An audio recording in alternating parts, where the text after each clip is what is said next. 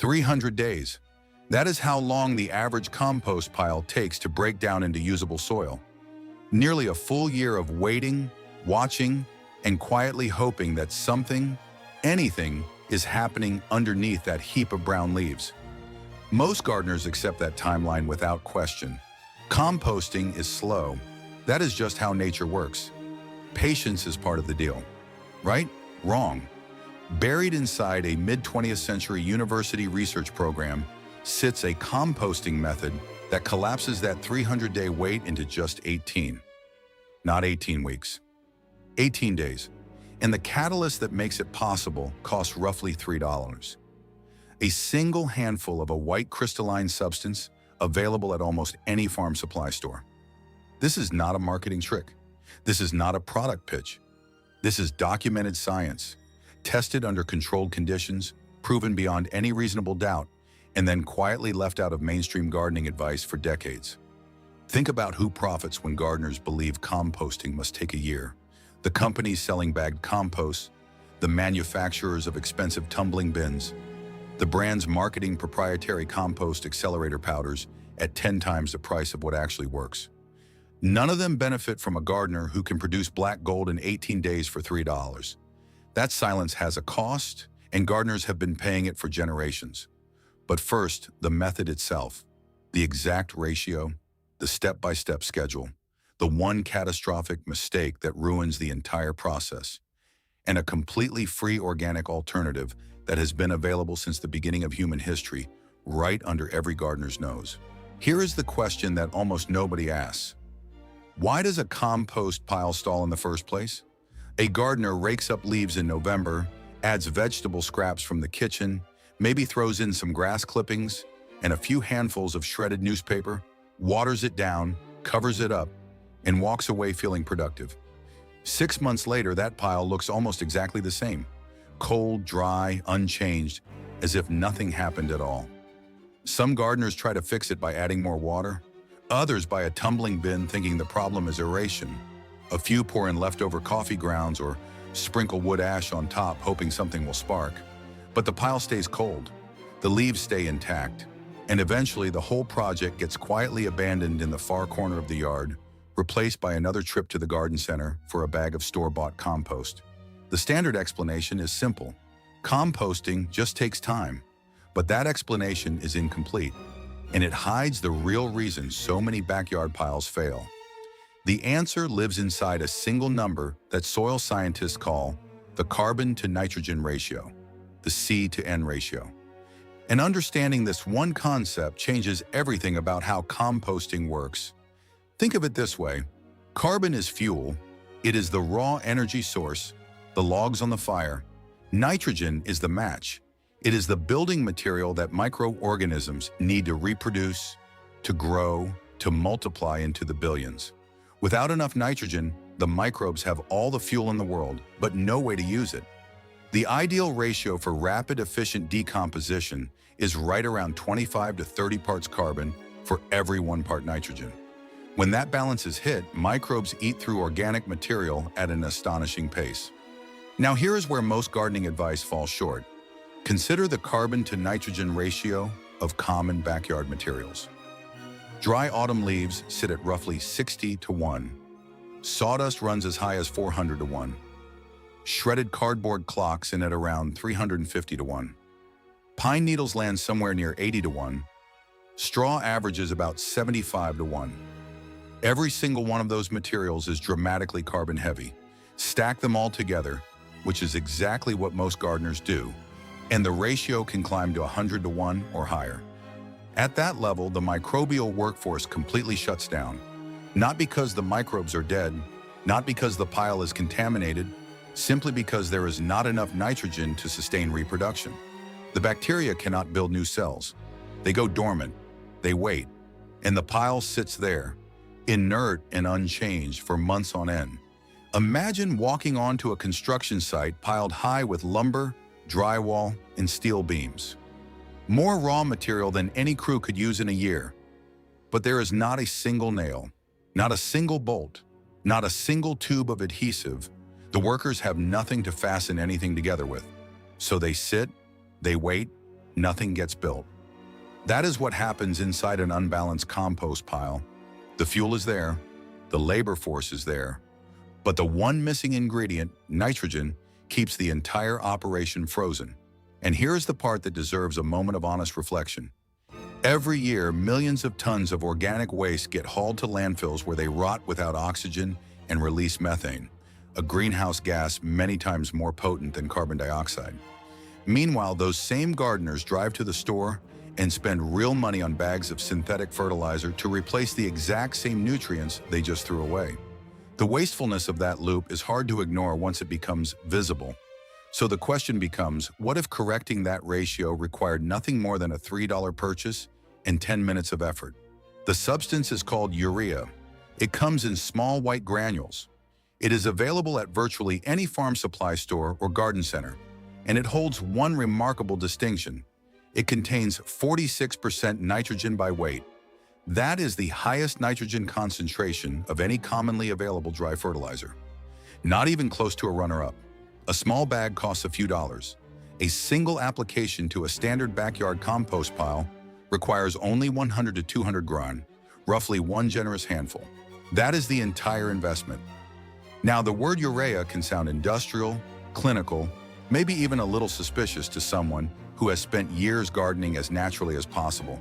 But the backstory is worth knowing because it changes the way this substance feels. Every mammal on Earth, every dog, every horse, every human being produces urea naturally. It is a normal metabolic byproduct generated daily and excreted without a second thought. The compound itself is simple: one carbon atom bonded to one oxygen and two amine groups. It is as organic in origin as anything on the planet. In 1828, a German chemist named Friedrich Wöhler managed to synthesize urea from purely inorganic ingredients in a laboratory. That single experiment rewrote the rules of chemistry.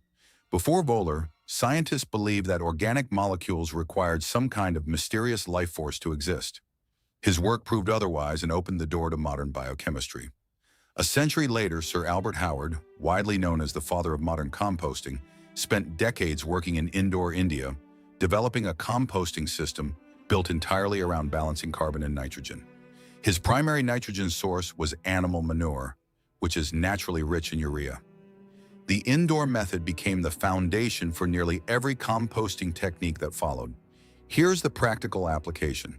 Dissolve 100 to 200 g of urea in a standard bucket of water. Pour the solution evenly across a cold, carbon-heavy compost pile. The inflated 60-to-1 ratio drops immediately into the ideal zone, right around 25-to-1. Within hours, a naturally occurring enzyme called urease goes to work. It breaks the urea down into ammonium, a form of nitrogen that bacteria can absorb and use directly. The microbial population, starved for protein, suddenly has everything it needs. Reproduction kicks into high gear, heat starts building, and the pile wakes up.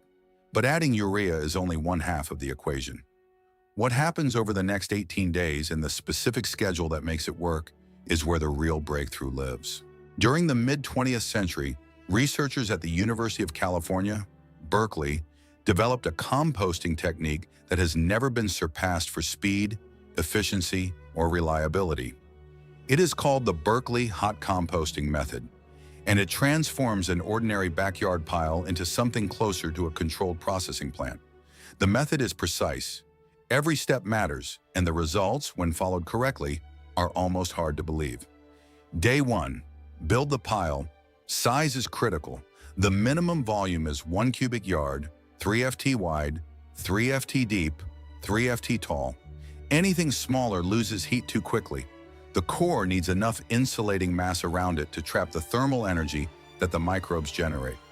Layer the brown materials, dry leaves, chopped brush, shredded cardboard, straw, and drench them thoroughly with the dissolved urea solution. The target moisture level is that of a sponge wrung out firmly, damp throughout, but not dripping. Days 2 through 4. Leave the pile completely undisturbed. This is the hardest part for anyone who likes to tinker, but resist the urge. Underneath the surface, an invisible revolution is already underway.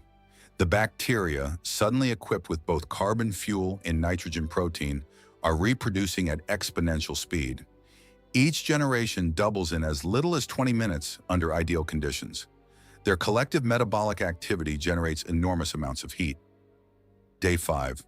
Open the pile, turn it, flip the cooler outer material into the center, and move the hot inner core to the outside edges. The moment that pile is cracked open, a thick cloud of steam escapes into the air, visible, dramatic, unmistakable. There is a smell too, but not the sour stench of a neglected pile. This smells alive, earthy, warm, like the floor of a forest after a summer rain, concentrated and intense. Push a long-stemmed compost thermometer into the center of the reassembled pile and watch the dial climb. 130 Fahrenheit, 140, sometimes 150 or higher. Touch the outside of the pile with the back of a hand. Even the outer shell radiates noticeable warmth. The interior is hot enough to cause a genuine burn. That pile has become a reactor. At those temperatures, the original mesophilic bacteria, the ones that started the process, can no longer survive. A completely different class of microorganism takes over. They are called thermophiles, heat-loving decomposers that thrive in conditions that would kill nearly every other living thing. Thermophiles tear through tough plant cellulose, waxy leaf coatings, and woody lignin fibers that ordinary bacteria cannot even begin to digest. And the heat does more than just accelerate decomposition. At sustained temperatures above 130 Fahrenheit, weed seeds are destroyed, fungal spores are neutralized, harmful plant pathogens, the ones that cause blight, wilt, and root rot, are eliminated entirely. The pile is sterilizing itself while simultaneously producing the richest possible soil amendment.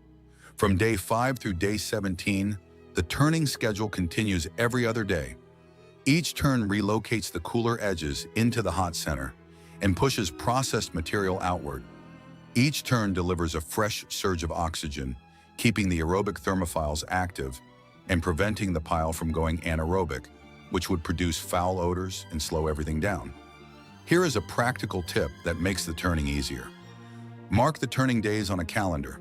Day 5, day 7, day 9, day 11, day 13, day 15, day 17. 7 turns total after the initial build. Miss a turn and the oxygen supply drops. The center of the pile shifts from aerobic to anaerobic, from a clean, productive process to a sour, smelly one. Consistency is more important than perfection. A garden fork or a pitchfork works perfectly. No specialized equipment required. Check the moisture every time the pile is turned. If the material feels dry and crumbly, add water with a garden hose until the sponge-like dampness returns. If it feels soggy and water drips out when squeezed, spread the material out briefly to let excess moisture evaporate before reassembling. The moisture balance matters almost as much as the nitrogen balance. Day 18. The temperature drops, the microbial frenzy subsides, and what remains bears no resemblance to the original pile. The leaves are gone, the twigs are gone, the kitchen scraps have vanished. In their place sits a dark, crumbly, earthy-smelling material that professional growers and soil scientists call humus, the single most valuable substance a garden can receive. Squeeze a handful, and it holds its shape for a moment, then gently crumbles apart. Hold it close and breathe in. The scent is clean, rich, alive. This is what healthy soil smells like. This is what plants crave.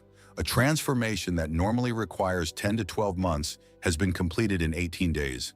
No expensive tumbler, no proprietary activator, no powered machinery. Just the right ratio, the right moisture, the right volume, and the discipline to turn the pile on schedule. That word discipline leads directly to the most important warning in this entire process. There is a temptation that catches nearly every gardener the first time through. The reasoning sounds perfectly logical. If one handful of urea produces extraordinary results, a whole bucket should produce even better ones. That reasoning leads directly to failure. When excess nitrogen floods a compost pile, the carbon to nitrogen ratio collapses. The bacteria cannot consume nitrogen fast enough, and the surplus escapes the pile as ammonia gas. The entire yard fills with a sharp, acrid, eye-watering stench, an unmistakable signal that the chemistry has gone wrong. The nutrient that was supposed to accelerate the process is literally evaporating into the atmosphere, completely wasted. But the smell is only the beginning. An overloaded pile can spike past 160°F. At that extreme, the thermophilic bacteria themselves begin to die. The very organisms driving the decomposition cannot survive the heat they helped create. The pile goes sterile, decomposition halts. A white, powdery, ash-like mold sometimes spreads through the material, a classic indicator of a pile that has overheated, run out of oxygen, and effectively cooked itself to death.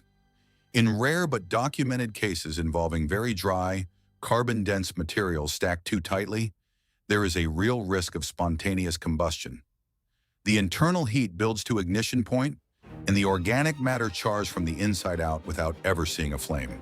The rule is simple and absolute. Stick to 100 to 200 Ji of urea per cubic yard of material. No more. Measure it, respect the ratio. For a standard backyard pile, roughly 3 ft by 3 ft by 3 ft, one generous handful is the right amount. 2 handfuls is the upper boundary. 3 handfuls is already crossing into dangerous territory. The temptation to eyeball it and throw in a little extra is exactly how piles get ruined. A kitchen scale and a calm hand will save hours of frustration and weeks of waiting for a destroyed pile to recover. A few practical precautions that make the process safer and cleaner. Wear basic gardening gloves when handling dry urea granules, because the dust can irritate skin and eyes. Keep it away from the face and commit one chemistry rule to memory. Never mix urea with superphosphate fertilizer. The resulting chemical reaction creates a soupy, unusable, clumped-up mess that helps nothing and wastes both products.